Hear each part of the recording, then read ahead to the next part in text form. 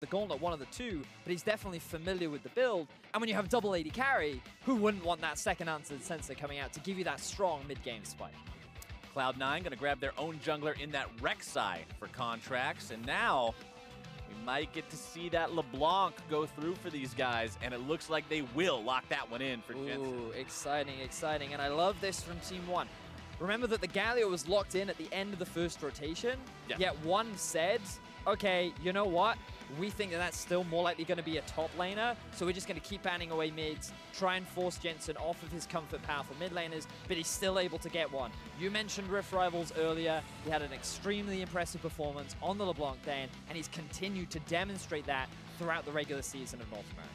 Not surprised to see Team 1 lock in the Gnar as their final pick here. They like to split push. You already said it. The top lane is how they like to play their games, and putting Vert on a champion that's capable of doing that is all in the game plan. So you can already see the 1-3-1 coming out from Team 1.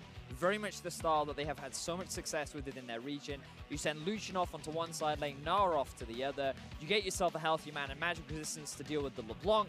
And now you're just trying to divide this C9 composition up that is pretty strong at team fighting, but also has this great early game potential with both the LeBlanc and the Rek'Sai.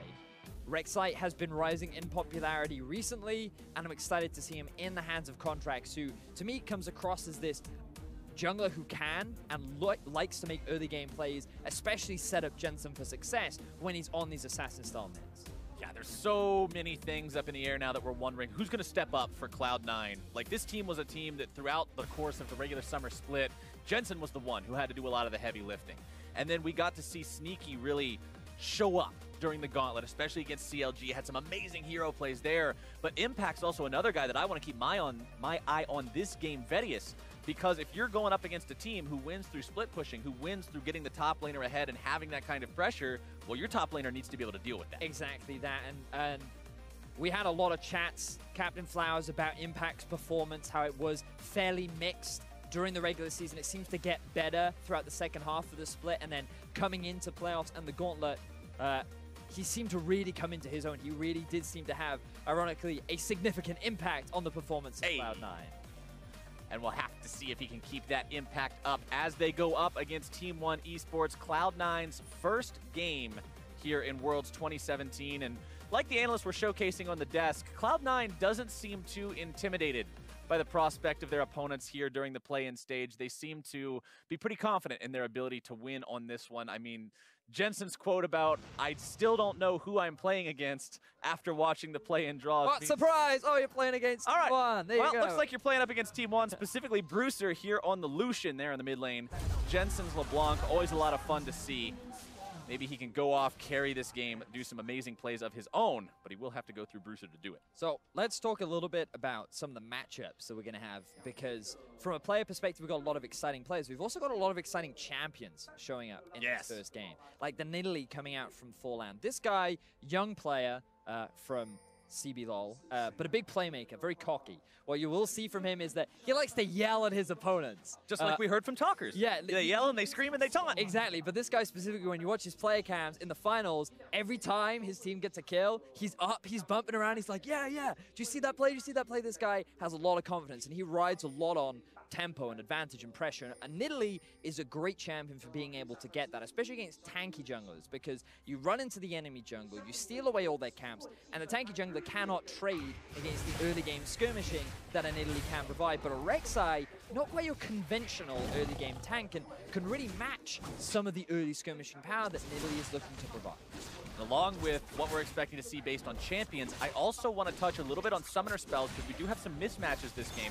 Teleport from Jensen's LeBlanc there in the mid lane. Sneaky and Smoothie getting very aggressive at level 1. Smoothie going in there with the grand entrance, but you've got Teleport compared to the Ignite on the LeBlanc compared to the Lucian there in mid lane. And bottom lane, Smoothie's packing Ignite on this Rakan, but over on the other side, it's Barrier for Absolute. The heal is on Redbird.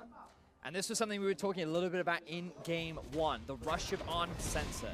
The point of this build down in the bottom lane, going for the Relic Shield. The Relic Shield, the name I always forget, basically means that you can just invest more gold into your support.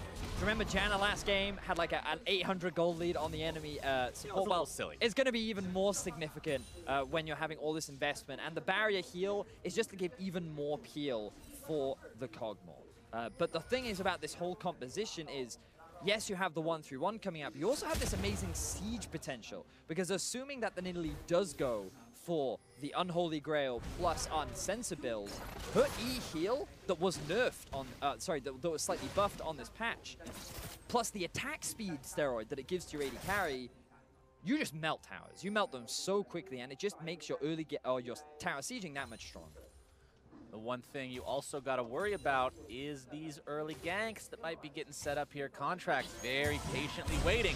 Jensen going in, not going to find success with the chain there. Flash into the knockup. Contracts looking to make this one happen. Jensen with a flash of his own, but Cloud9, 2 summoners down, and they won't get the kill. Granted, they do get the flash. Seems a little over-eager there from Jensen. He misses the charm. He's able to proc the passive from his Q, and he still thinks that he has enough damage to be able to get the kill. Maybe he forgot that he was running the teleport rather than the ignite, but either way, they will get the flash out, potentially setting up for another gank onto Bruiser later on into the game. Bruiser doing a good job surviving in that one. Binding flying out there towards Sneaky. Not really going to be finding the mark just yet. Contracts and Jensen with both flashes down means that these guys are going to have to be a little bit more cautious for now. Smoothie and Sneaky still pushed up here in the bottom lane as Forland coming around from behind. Binding finding its way onto Sneaky. Maximum range on the spear, but Sneaky gets himself away anyway. Cloud9 still going to be on the losing end of that trade. So Forland, he tries to make his own early game plays happen in the bottom lane. Good binding coming out from Redbird, but it will only get the heal out from Sneaky. Still has the flash, and once he gets level 6, it's going to be just as difficult to gank him. But look at the mid lane. Smoothie and Contracts already there, looking to punish the flashless Bruiser. And I feel like this is just so reminiscent of Rift Rivals for me. I remember how much time was invested into the middle lane to set up Jensen for success. When he plays champions like the LeBlanc, C9 is all about trying to get him a lead and make him the primary carry of Cloud9. And it's that much easier to be the carry with a champion like LeBlanc, when if you look at this enemy team, Vedius, you got 10 summoner spells per team per game of League of Legends, and this game, not one of those 10 is exhaust, meaning when Jensen goes in, he's going to be able to find the damage, provided he hits the chains. And that's a very squishy team. Even with a Gnar in the mini form, you're still not the tankiest player, which means that Jensen, he has a lot of options in these fights. Typically, one of the big things that LeBlanc struggles with in team fights is that these frontline tanks make it difficult for you to get onto the backline, and you get CC'd up every time you jump in. Well, if you jump in, the only real CC you need to be aware of is the Morgana binding and the ultimate from Gnar, which means that that's actually not that much CC at all. So you have so much room to play around in these fights that Jensen, if set up for success, can have a huge impact. But I'm still keeping my eyes on this top lane. And remember, Team 1, they specialize in playing 1-3-1. They're not about team fights. That's not where they find success. They're about making sure that their top laner, Vert, is in a position where he can carry from the side lanes, and they can play this 1-3-1 or 4-1 playstyle, where they've demonstrated a lot of comfort. Vert a little bit behind there in the top lane right now, 38 to 43 CS compared to Impact's Galio, but the big story of CS that I'm talking about right now, Vedius, is the mid lane where Jensen has a 20 advantage over Bruiser. We talked about how Jensen and Contracts were a little over-eager trying to get that kill for the first blood, but even though they missed out on it, the control they took over mid lane has really been paying off. You know, I hear a lot about how Jensen in North America seems to be the most dominant mid laner. Largely, you see it in his CS discrepancy, but I believe that he has the highest CSD of all players at Worlds this year. This guy tends to be super dominant, but a lot of it comes from the support that he does get from his team, and he knows exactly what to do with the pressure advantage that he has. He already can, look at this, Smoothie's up in mid lane once again, and Bruce is like, I can't go to my tower, guys. This is so obnoxious. This isn't a 1v1, this is a 3v1. And he's just doing what he can to farm, but now he's at risk of a dive. Level 6 Jensen as well. Jensen scaring him off into his own this jungle. This is brutal, man. So brutal. Bruiser's been set heavily behind this game. Team One going to need to play around the fact that their mid laner will not be at a power level that they're normally used to playing around. I would assume nobody expects their mid laner to be that far set behind just 7 minutes into the game. And now Forlan's going to come in, look to make some kind of an impact on this lane. Jensen will drop to about 60% HP. Brewster low on mana here. Forlan going to heal him right back up, continue to shove this wave out as Contract shows up, turns this into a fair 2v2, but nobody really wants to fight it anymore. Also remember the vet up the top lane. Vert trying to flex those muscles a little bit here onto Impact. Meganar not going to be accomplishing a whole lot there, as now that he goes back to mini form, Impact returns the favor. Yeah, so also remember that the thing about Lucian, he's actually very reliant on getting an early game lead. If he's not snowballing the early game, hang on, look at this, Jensen goes super aggressive. Jensen gets a lot of damage. Even though Forlan comes up, he pretty much just shows up to keep his mid laner alive. Jensen putting so much damage down onto that Lucian. Yeah, so the thing about Lucian is he is very much about getting an early game lead, and Bruiser thought that if he goes for an early Lucian and then bans away the other mid laners, he can guarantee himself this early start. But welcome to Cloud9. They really like to shut down enemy mid laners and set up their own for success. And he is now having to deal with the repercussions of his choice because he hasn't had that same level of jungle support, especially from a Nidalee who doesn't have that CC to lock down on LeBlanc and really punish the champion for playing hyper-aggressive in lane. Sneaky and Smoothie continuing to push up here in the bottom side. Small CS lead for them as well. Speaking of CS, I do want to turn attention back up to the top side because Vert does now have a bit of an advantage over Impact 2, which is what you want to see if you're Team 1. Remember, this is the win condition. This is the guy that they're always going to be looking at to set them up for success. So even if mid lane is a bit of a sinking ship right now, and they're trying to stop those leaks and keep that afloat, you can still fall back on Vert, provided the same thing doesn't happen to his lane, which it hasn't yet, so they've still got that on track for where they potentially want it. Yep, I'm sure that's what they're hoping. Meanwhile, Brewster, again in the middle lane, just really suffering from the pain. Now has some lifesteal, so that will help him a little bit. But with the lane pushing against him and Jensen continuing to play the way Jensen does, the gap just continues to grow. So I love this invade from Forlan, but there is a ward and a collapse coming out from C9. Forlan trying to steal away that blue buff, forced to flash out over the wall instead.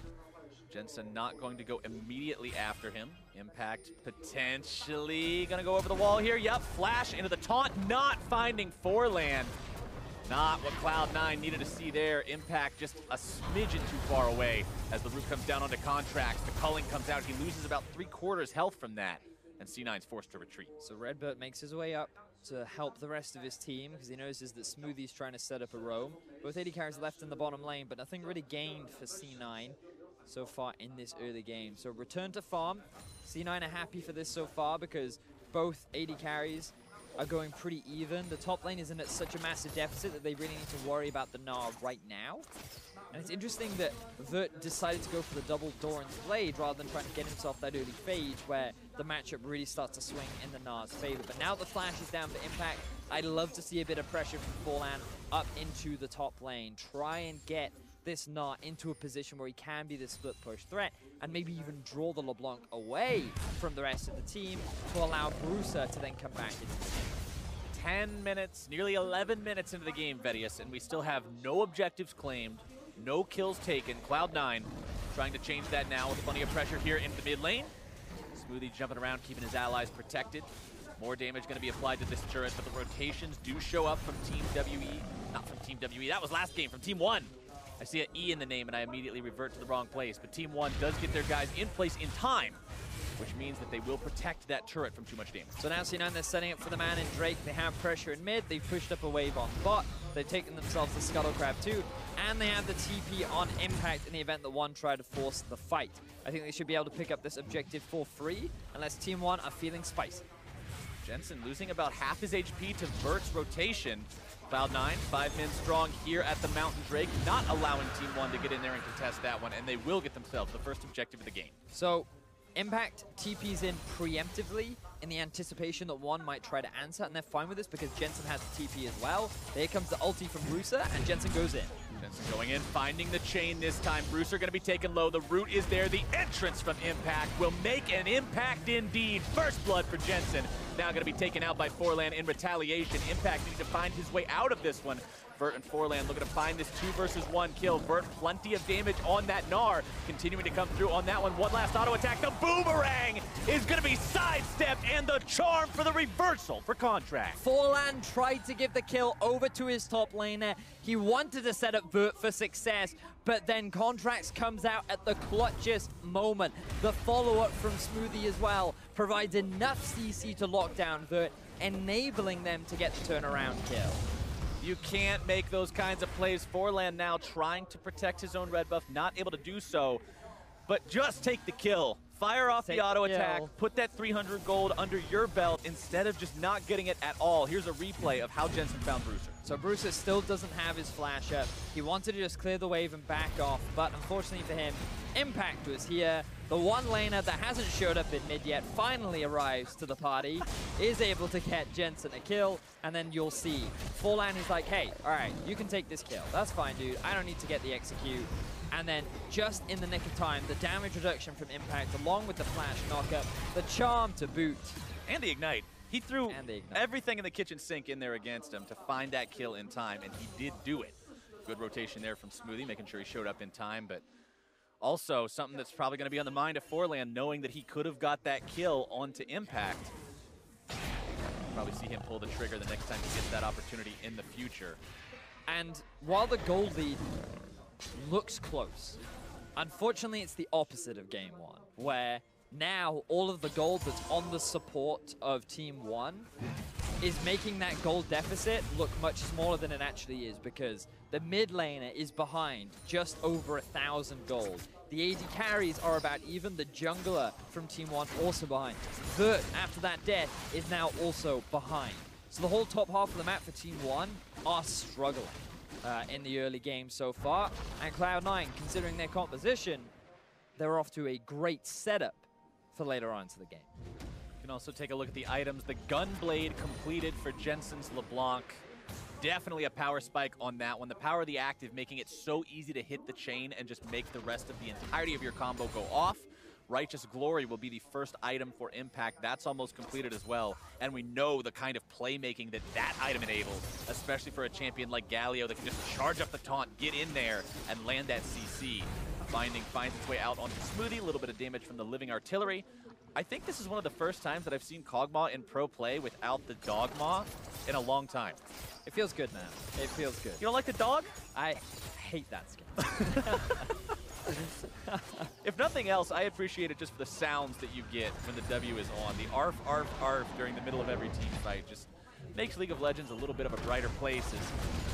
Damage coming in here from Impact. Vert looking to turn this one around, utilizing the ulti in the Mega Gnar form. Impact walking himself away as Big Ben finds its way into his back.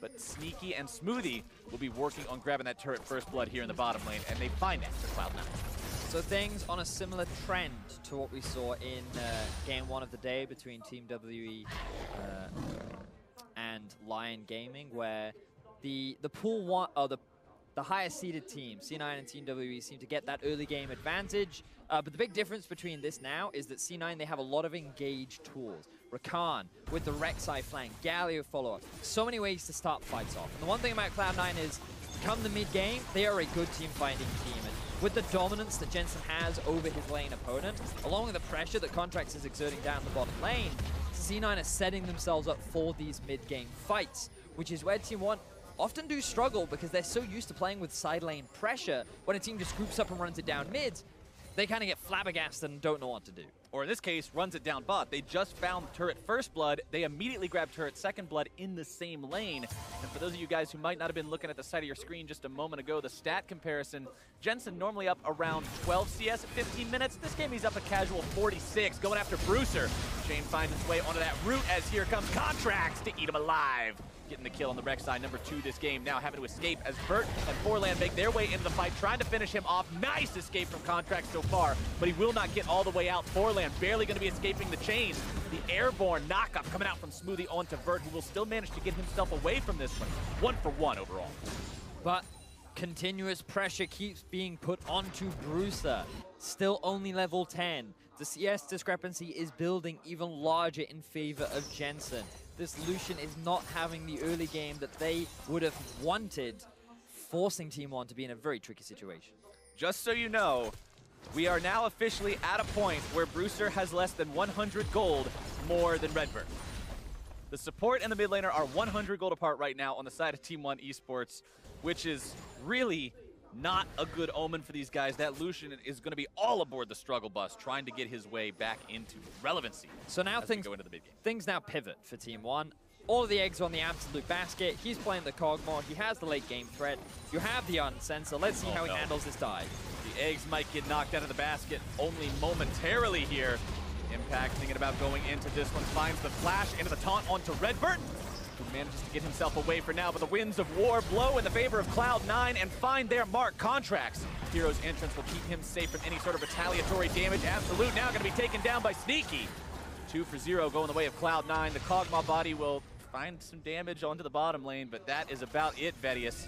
And Cloud9, they are not slowing down. They know how much stronger Jensen is right now. They can feel the gold advantage in their pockets, and they are forcing Team 1 to respond. And Team 1, rather than just concede the objective, they're trying to find avenues back in, but they are consistently falling short. C9 coming off exceptionally strong in Game 1 of their debut at the World Championship. And this is what CBLOL fans were worried about. This is why many of them were not ecstatic about Team 1 being the representative for the CBLOL here at Worlds 2017. They wanted to see one of the teams with the longer standing legacies taking their place. They were worried that Team 1 might not be up to the task, that their inexperience might end up getting the better of them. I mean, this is a very young team. The roster all only 18 to 19 years old. We talked about how their strategies are very unorthodox. They win through unconventional means. And does that kind of a strategy stand up against these tougher teams? So far, it's not looking like it. Exactly that. And Team 1, they just stayed a little bit too long, unfortunately. They thought that they could hold on to the tower, but they should have backed off sooner. And it just comes back to that experience thing, right? Like, the thing is, within their region, perhaps they're not in this situation, whether it's such a massive deficit in the early game. During the regular season, they did finish 9-5, which... I mean, they were only 3rd place in their Yeah, they were only 3rd place, right? So it wasn't like they were super dominant, but they had this great run in the playoffs. And to come to Worlds is definitely a great opportunity for them.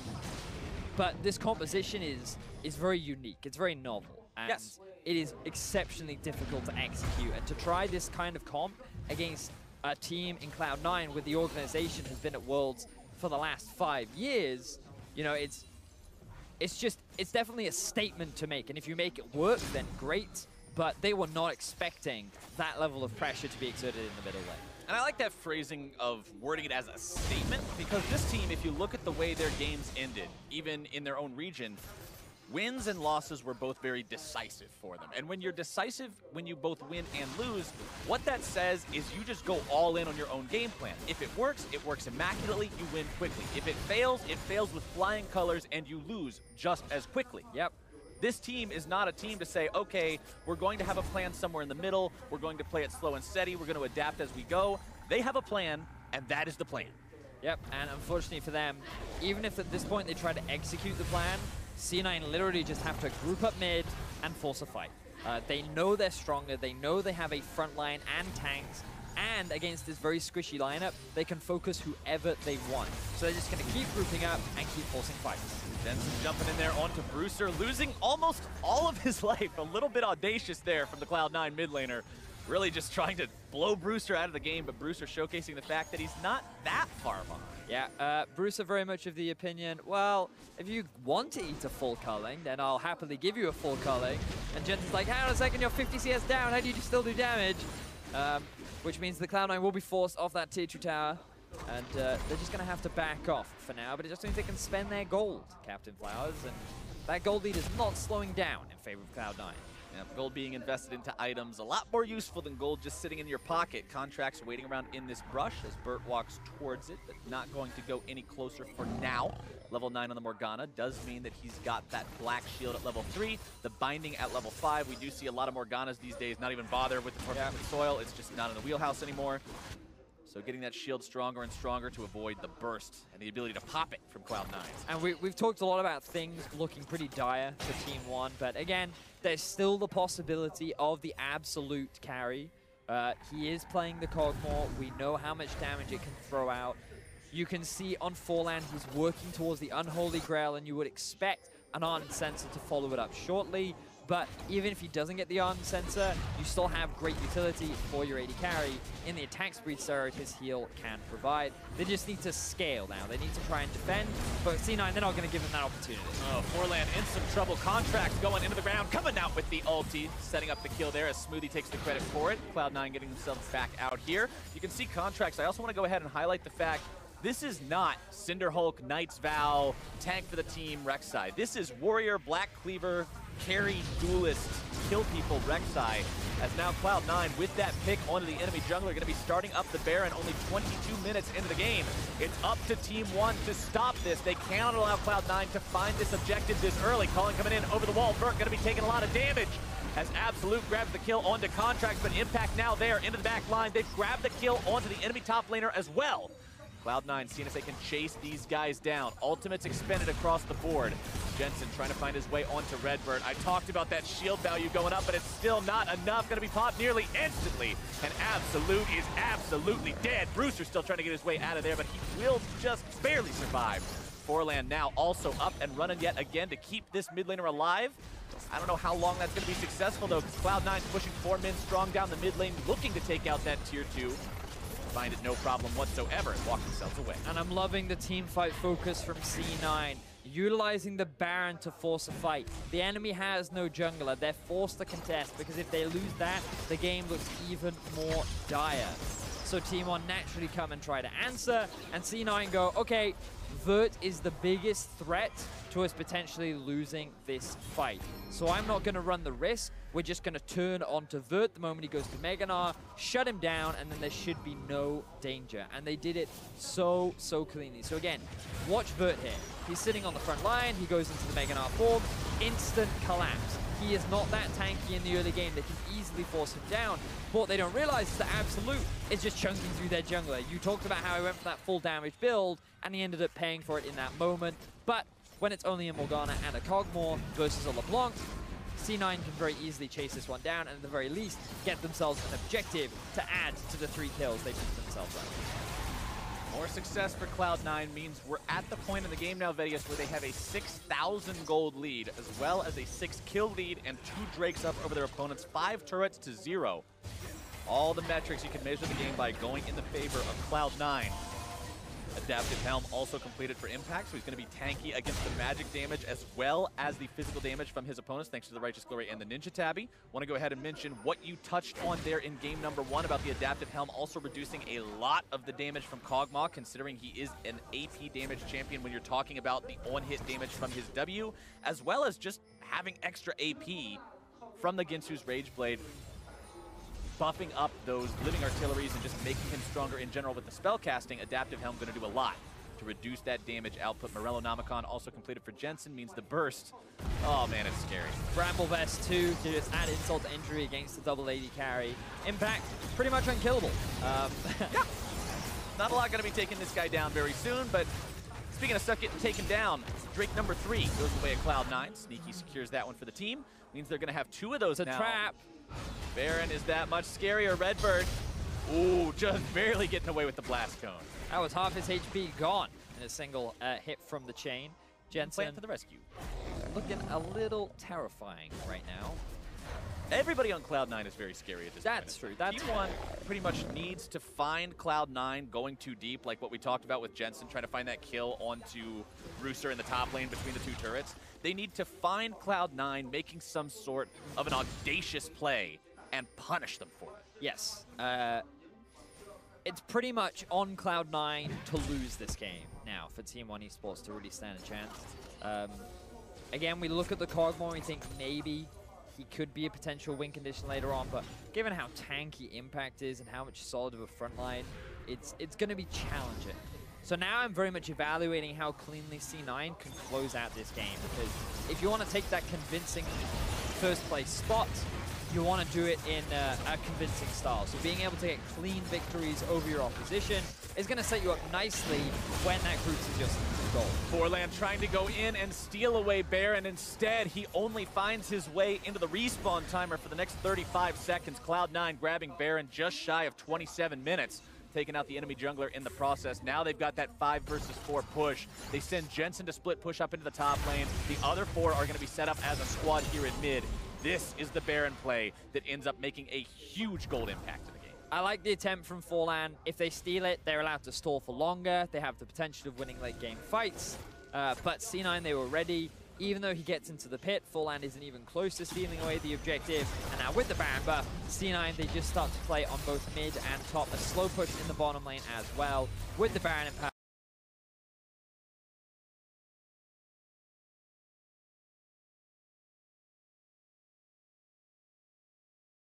Minions.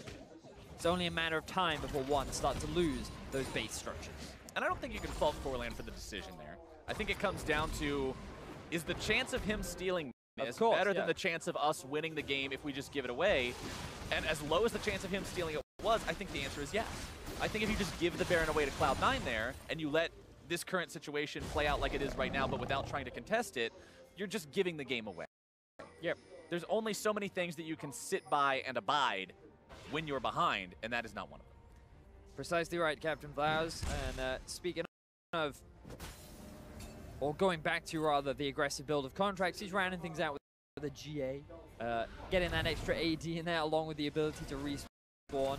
Super obnoxious to see that early game item. Now Absolute is in some danger. Oh, Smoothie wants to go after him, but he's not quite able to find his way in there with the quickness. Tier 3 turret going down though, Impact going into the full lines of Team 1. Not going to find any kills just yet, but Cloud9's not even concerned about that. The name of the game for these guys is objectives. They will find the mid lane inhibitor. Jensen still looking to go for the damage onto Redbird, nearly 100 to zeroing him. Vert trying to go in on these guys. Now he's going to get rooted. Now he's going to get taunted. Winds of War coming out. Team 1 can't do a lot to stop the Cloud9 War Machine. So now Cloud9, after taking the mid inhib, they can send either Jensen or Impact down into the bottom lane. More likely going to be Impact. And then the rest of the members just group up top. They're not even going to go back and base. They're just going to keep the push going. They're going to keep the pressure up onto Team 1 because C9, they want to get this game over with. They want to walk away with the convincing win. And with an easy pick like that, they're well on their way to doing it. Just so we're fully correct, he was not even past that rock thing in your base. That's the safety area of the map right now for Team 1. The rock thing. The rock thing in your base is about as far out as you can go before Jensen can be a threat of 100 to zeroing you.